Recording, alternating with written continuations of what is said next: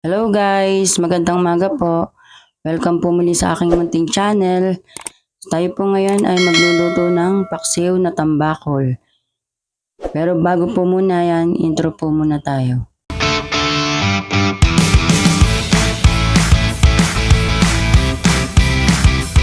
Ito po guys, niready ko na po ang isda. Hinugasan ko na po ang tambakol na gagamitin natin sa pagpapaksiw.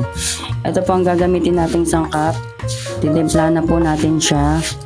Ito po ang bawang, sibuyas po, siling haba po, yung pamaksiw po talaga. Tapos po, labuyo po, nilalagyan ko po siya ng labuyo para po maanghang. At saka po, itong paminta. Ayan po, para po masarap ang ating paksiw na tambakol.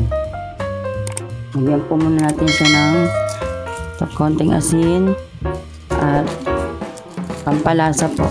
Konti lang po. Lagyan po muna natin siya ng suka po. Lato puti po ang aking ginamit. Ayan po.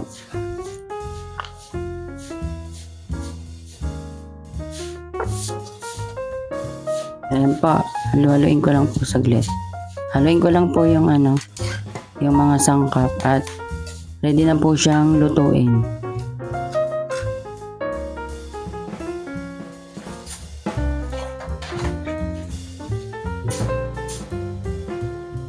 Takpan muna natin siya at lutuin na po natin siya.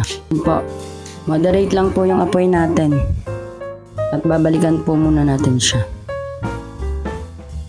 Ito po guys, titignan na po natin kung luto na po siya. Konti pa po, konting kulo pa po. Babalikan po natin ulit siya maya-maya. Ito na guys, tingnan na po natin siya. Okay na po, luto na po siya ang ating masarap na paksiw na tambakol. Pakisubscribe niyo naman po ako. Ito po. Salamat po.